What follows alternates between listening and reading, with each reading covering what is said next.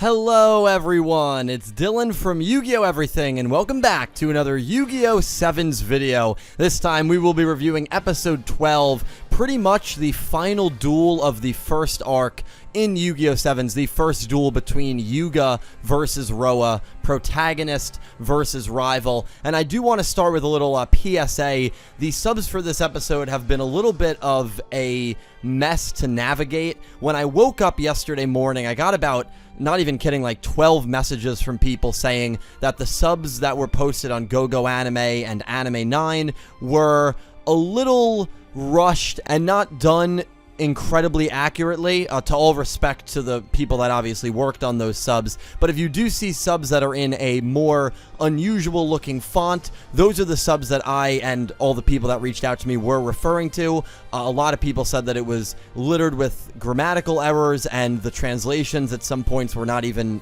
close to being accurate. I don't know the validity of those statements, but everyone basically told me that Entame subs, which was a different sub team that posted subs for this episode, were much more accurate, much more consistent with the subs we have gotten. Unfortunately, those subs were not chosen to be posted on GoGo Anime and Anime 9, and to watch those subs, you need to have a bunch of different programs. I have those programs, so those are the subs that I am basing this review off of. If you did watch the subs on GoGo, I'm sure you're still going to get the gist of the episode, but if there are differences in what I'm speaking about than what you watched, that's the reason why. So I did want to start with that.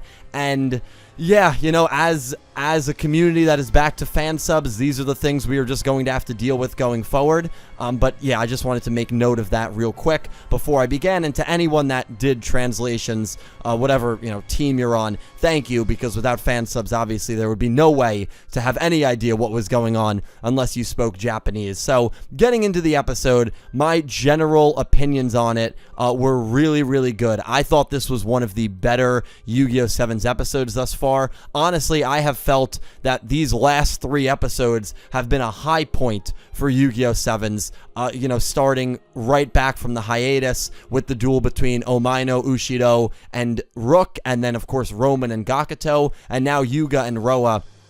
And this episode was definitely the plot episode that we have been waiting for quite some time, and I really did not think that the Hologram Man, the character we saw way back in episode 1, was going to be that relevant and that important of a character. I genuinely believed that the Hologram Man was just going to be kind of a one-off character, and maybe there would be other holograms, but the true linkage to the Hologram Man would be to whatever employee set up that feature, and I figured that that employee was maybe a disgruntled Goha employee, or maybe it was a Goha employee working with different motivations in mind, trying to get rush tools installed for whatever reason. But in this episode, we learn that the Hologram Man is actually a character and not a Goha employee, and a character that is going to be pivotal to this story, because he is a character that not only obviously helped Yuga install rush duels, but he gave Yuga 7's Road Magician. And I think that was probably the big reveal of this episode, because after that gets revealed, I don't know if anyone else noticed this, Yuga did not say a word, which was kind of strange. The reveal happens that Yuga got 7's Road Magician from the Hologram Man, that 7's Road Magician is an illegal card that the Hologram Man installed against Goha regulations, but there was kind of some confusion because, you know, Mimi comes to the stage dressed as a Goha employee and says, hey, if our state-of-the-art duel discs render 7's Road Magician as a legal card, then guess what, buddy? It's a legal card. And then Roa refers to something in the Goha rulebook. If a card is being investigated, it cannot be used. Mimi gets a call from Mr. Goha, who again, there is a linkage between 666 and the Goha Corporation. Remember, Yuga had 6 minutes and 66 seconds to install rush duels. This is Section 66, Article 66. Again, 666. The number of Satan, that's the only thing that Mr. Goha says to Mimi, and they all look up, you know, Section 66, Article 66, which states that if a card is being investigated, it cannot be used in a duel because Yuga already has Seven's Road Magician in his deck at the time the rule begins, and this was the trap that Roman was alluding to in the very beginning of the episode. If Yuga draws Seven's Road Magician, the duel is over. Yuga loses, Roa wins, and Roa gains ownership of rush dueling. And once this revelation is made, Yuga, even though he was smiling during most of it, stays quiet the entire rest of the episode, which was kind of weird.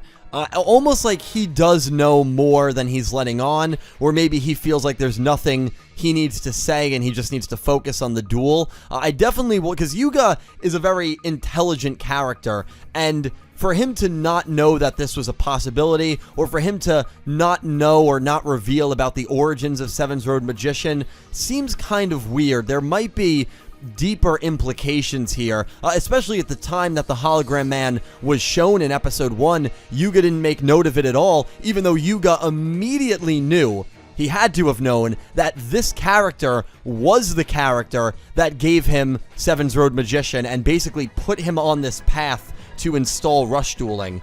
One more thing about the hologram man, and I'm not gonna touch on it very deep in this video.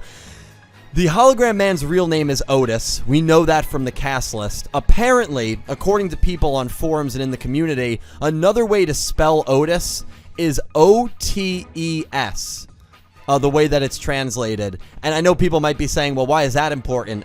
Otis, in that spelling, is Seto backwards.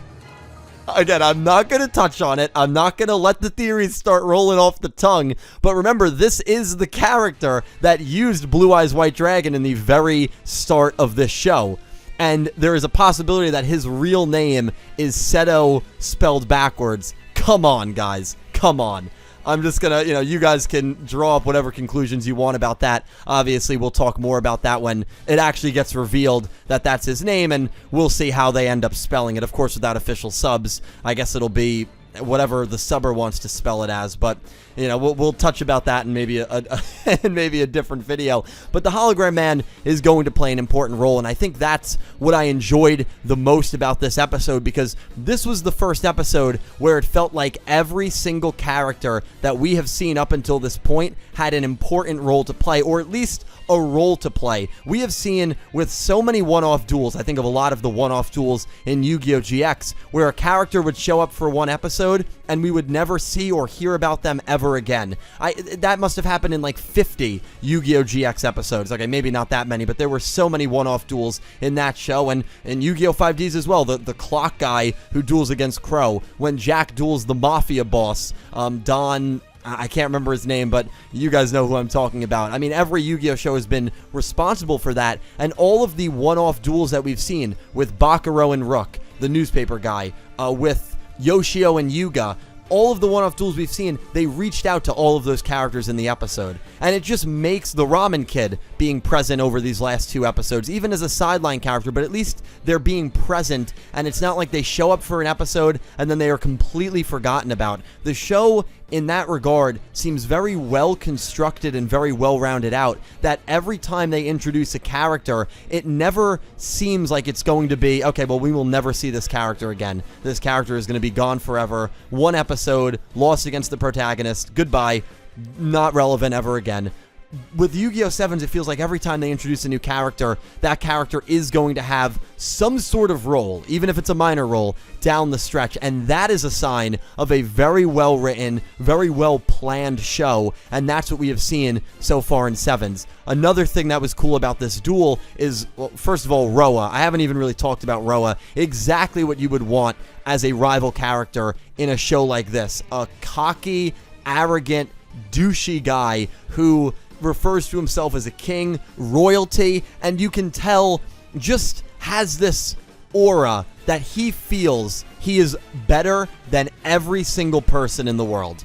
And we've all met people like that. We all know people like that. That when you talk to them, you can just tell, yeah, you're a cocky SOB, aren't you? And that is exactly who Roa Kirishima is. And in this duel, the entire style of his dueling is to get Yuga to deck out, which is a style that we really have not seen that much in Yu-Gi-Oh! 7s. Yu-Gi-Oh! 7s, it's been get your monster to high attack, and then just try and beat down over your opponent. We really have not seen different ways to duel, but now we're finally getting a style of trying to get your opponent to essentially deck out, but with a twist where you're trying to get Yuga to draw Sevens Road Magician. And so all of Roa's cards, he uses Hand Destruction, which was a great OG spell card where Yuga, you have to get rid of your whole hand and then draw a new one. And the way rush dueling works, it's actually very easy to construct a deck where you are trying to get your opponent to deck out, because every time their hand is at 0, or every time their hand is below 5, they have to draw until they have 5 cards in their hand. So I'm actually very surprised it's taken this long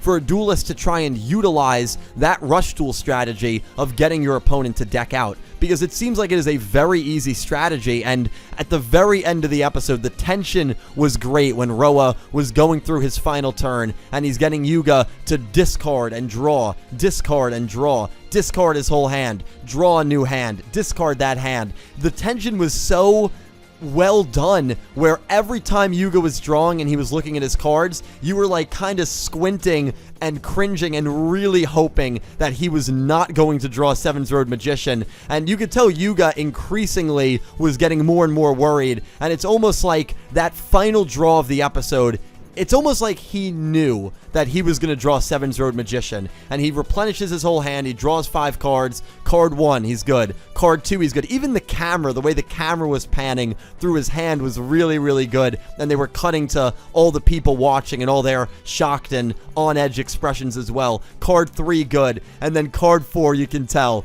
it's Sevens Road Magician, and he starts moving it out a bit, and Yuga has drawn, at the very end of this episode, Sevens Road Magician. By rule, he should be disqualified, and he should lose. But we will see what's going to happen. I mean, we know the duel is going to continue into 13. Roa has not used his ace monster yet, so I think the duel still has a lot of moves left in it. I don't think Roa is going to be screwed, even if Sevens Road Magician is still a legal card. And it's going to be really interesting to see where they're going to go from here. But obviously, the Hologram Man is going to be important. Another big thing, these characters are connected from the very beginning, because there were multiple shots of when they were at the festival where a young Roa was clearly in the background watching young Yuga. And so maybe Yuga isn't even aware of that, but Roa and Yuga have been connected ever since that day where they both went to a Goha tournament and Hologram Man chose Yuga to give Sevens Road Magician to. Maybe that's why Roa feels a little disdain towards that card and disdain towards Yuga. Maybe he was the one who felt he deserved that card. I really don't know, but all we know is there is a connection that goes much deeper between these two characters, and I'm excited for that to get expanded on in the next episode. But guys, let me know all your thoughts on episode 12 of Sevens. In my opinion, probably the best episode we've had so far, and I am really excited for probably the finale of the arc already in the very next episode, and literally Friday of this week. So crazy that the first arc's coming to an end, but really, really excited for it, and I really want to hear your thoughts on this episode. Thank you all so much for watching my review, and a special thank you to my Platinum tier patrons Horace Maye, Goosey Q, Smith620, Blue Maiden 28, Panther J, Moon Calamity, Jarrett Buller, and Aura Dragon, and to my Diamond tier patrons Jesse Wood, Latrell Smith, Pegasus Seiya, Brandon Gomez, and Solid Snack, and to my Egyptian God tier patron Stella Sky. Thank you to everyone who supports me on Patreon. Thank you to everyone who's a YouTube channel member, and thank you to everyone who just watches my videos. You guys are all amazing human beings. I will talk to you down below. Thank you again so much for watching. I hope you enjoyed my thoughts, and I hope you have an amazing day.